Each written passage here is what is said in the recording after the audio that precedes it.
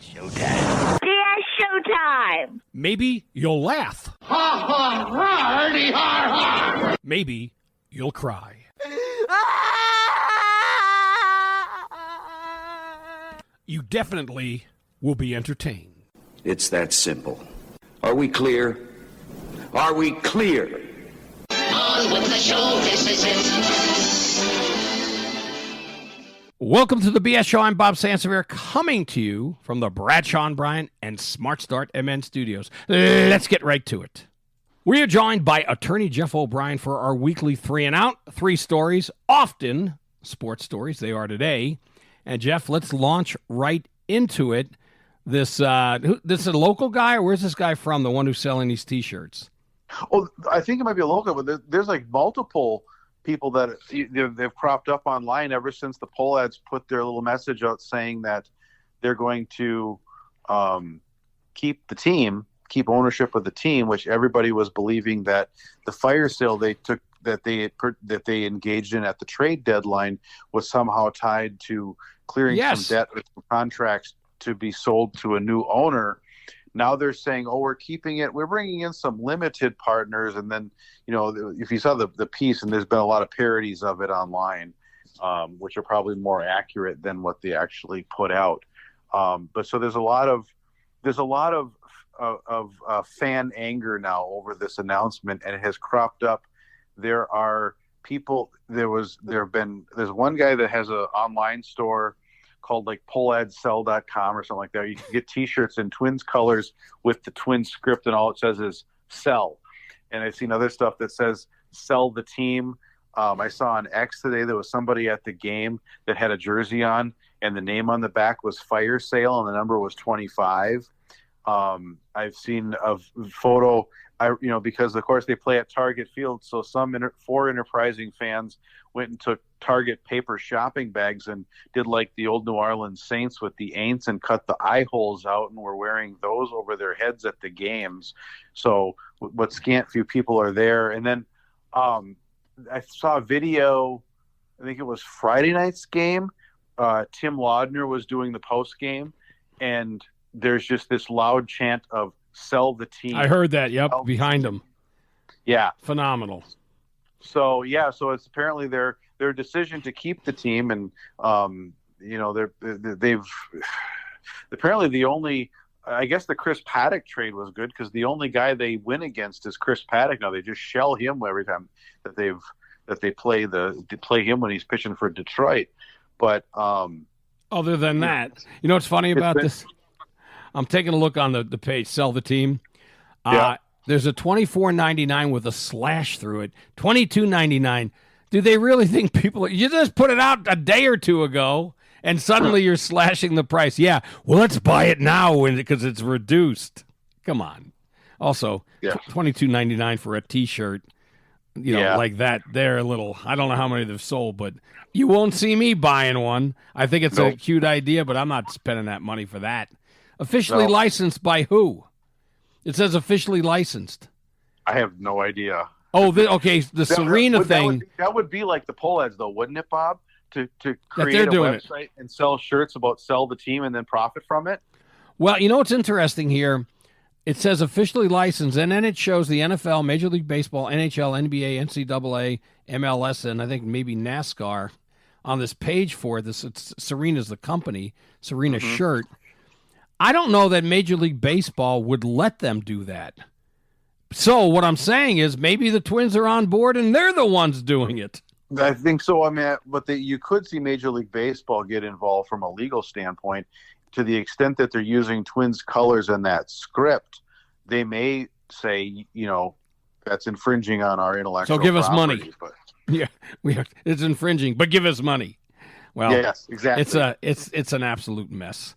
All right, now let's move over to the W. Okay, was this actually the W or the Yahoo.com headline? Yes. Okay, I'm going to change it because I don't want to offend anyone.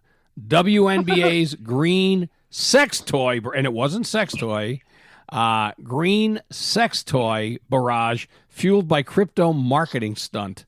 So these green sex toys being, and also, you know what? If people are trying to know what am I trying to say? What was Lord of the Rings? What was his name? Bilbo. Yes. It kind of rhymes with Bilbo. Yeah.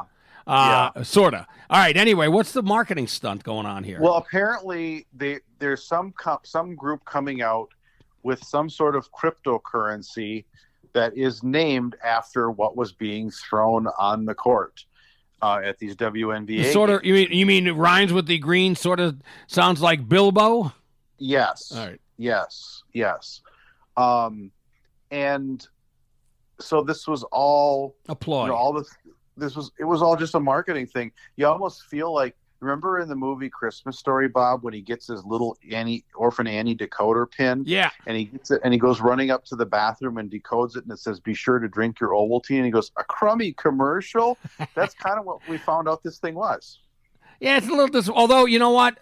I don't think they all were. I think the first one might have been, but I think fans started getting into it. Whatever for the company that's issuing these coins, it was wonderful free media for them, which was probably Absolutely. the point of the whole thing. Yeah, no, they were able to milk this puppy, no doubt about it. That's so. All right, kudos to them. All right, now item 3, from playbook to payback. NCAA hits Michigan with massive penalties. Besides wanting to go back to the NFL, the former Michigan coach. Now, is he okay? Let me ask this: is he caught up in this, or is this the guy who replaced him who's caught up? No, this? well, they're both caught up in it, Bob. So Harbaugh, yeah, okay, Harbaugh is named. So it's funny. So Harbaugh kind of jumped back to the NFL ahead of this scandal. Remember, this was the one with the guy stealing signals and stuff, and scouting teams and things, and. So the guy that took over, the coach that took over, that's now their coach, he is involved. He gets penalized, I think, a little bit. Harbaugh has this. It's like a symbolic penalty of he can't coach in the NCAA for like 10 years or something ouch. like that. Yeah, I know, right? Interesting that they strip. Michigan can't collect any postseason revenues, okay? But wait, this. They didn't get a postseason ban because, of course, they're too good to ban them. Business for the Big Ten and the NCAA if the Michigan Wolverines aren't in the hunt for the football playoffs. Yeah. So they do the penalty in a way that benefits the NCAA, but I looked at it kind of, Bob, as a slap on the wrist.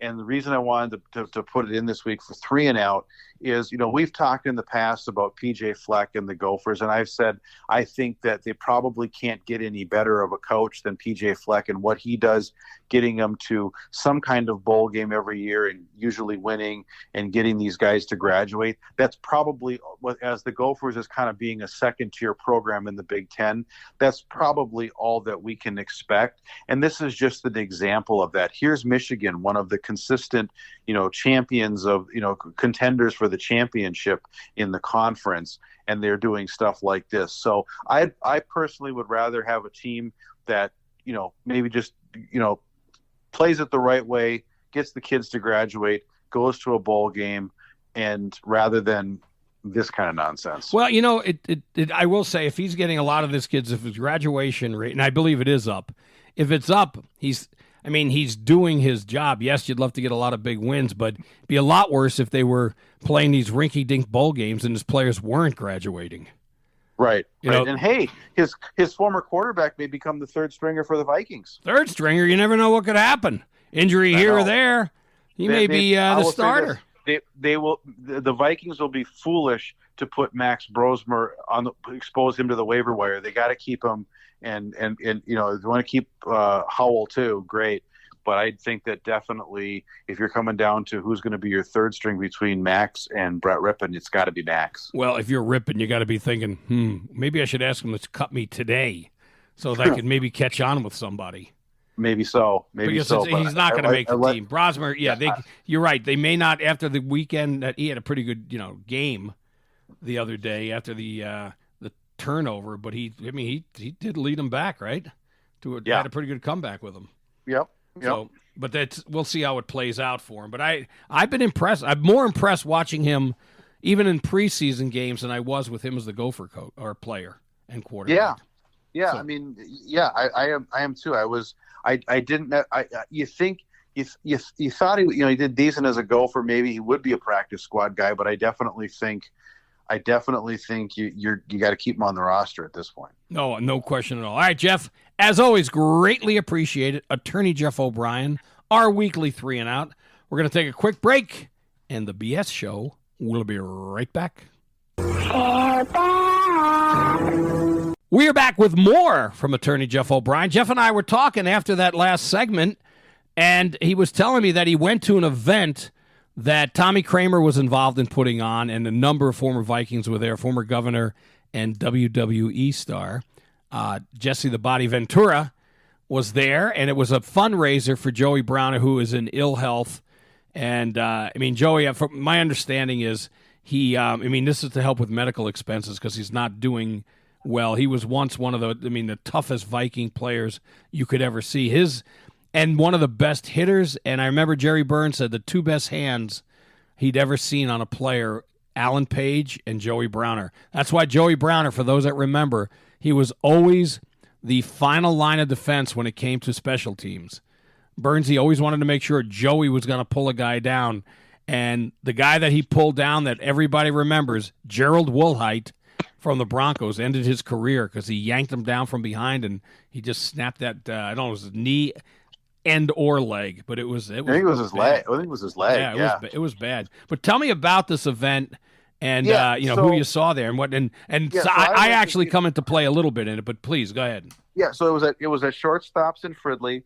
Obviously Tommy's a friend and a client. It was put on. It was he had help putting on with Buddy Becker, who and Ben Tice from Skull Marketing. Sure. Those guys were put this great event together. Yeah, and Ben's great. And Joey I was a big Joey Browner fan growing up. I always say that Tommy was my favorite offensive player for the Vikings, and Joey was my favorite defensive player.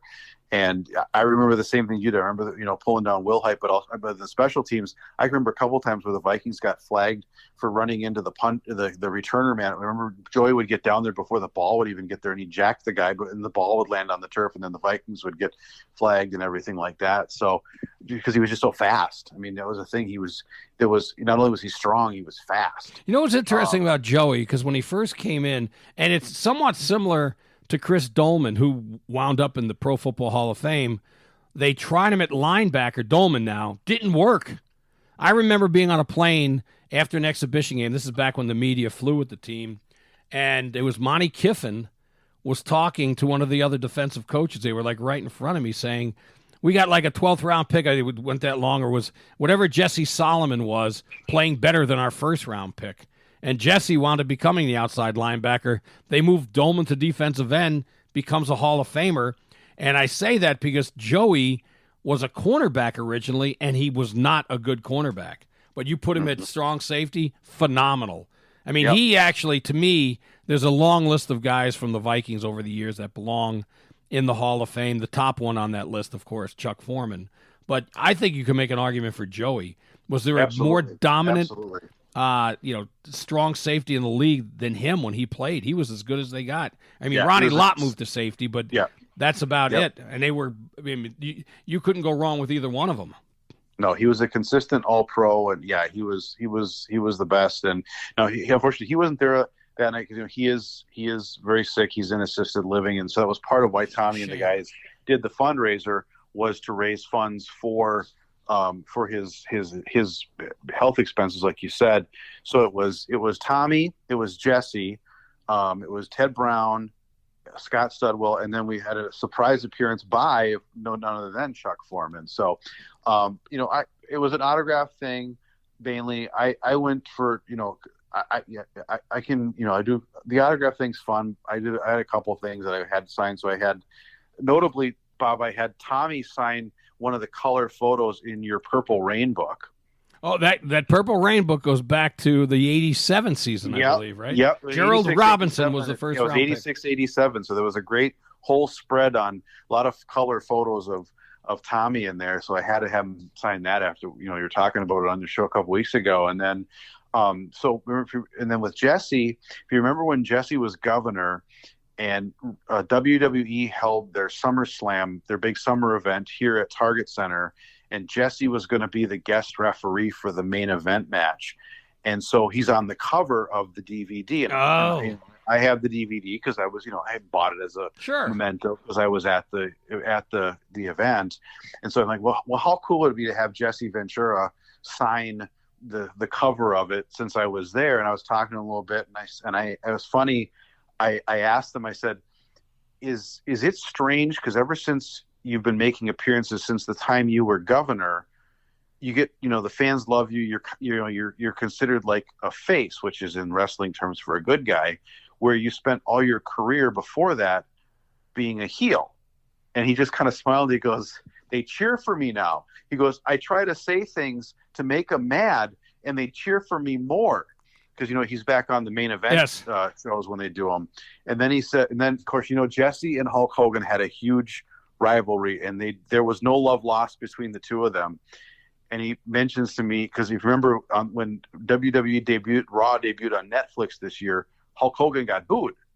Yeah. I think it was like his last appearance with WWE. And Jesse said, isn't it crazy? Because like they booed Hogan and they cheer for me now. Talk about an upside down world. Well, how much of the thing with Hogan was just a put on or fake? I mean, did they have it was a real rivalry? No, it stems from Jesse attempted to organize the wrestlers into a union. Oh. Hulk Hogan ratted him out to Vince McMahon, and Vince McMahon put a stop to it. Okay. Okie dokie. So no, it was and so Jesse went off and did the movies and then got his Screen Actors Guild membership. And so that's how he got his health care.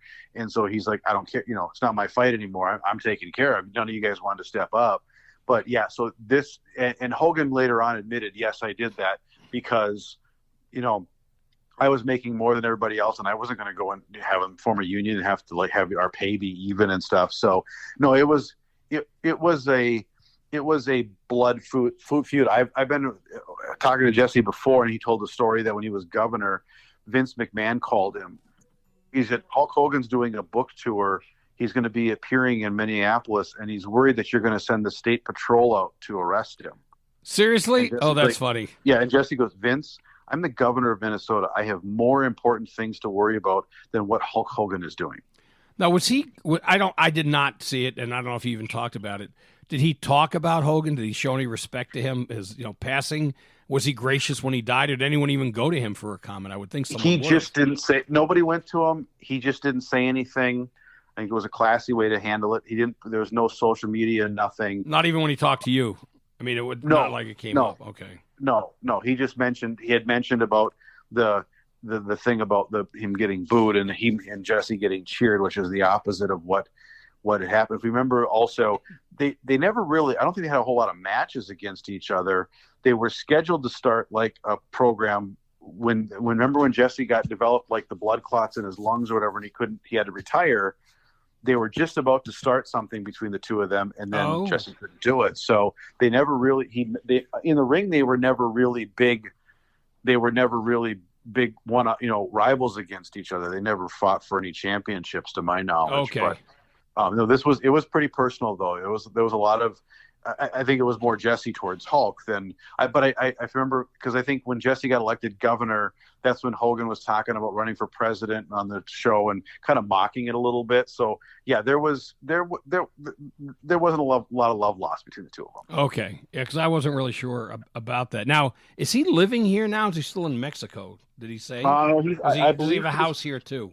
I believe he's got a house here now because he does a lot of stuff with Tommy and the crew, various things, and so he's around here. I think he's got they sold the place in Mexico and are back. Okay. He may have some place in like west or something too, but I think he's spending a lot of time back in Minnesota though. Did you ask him? So Jesse, you thinking of running again?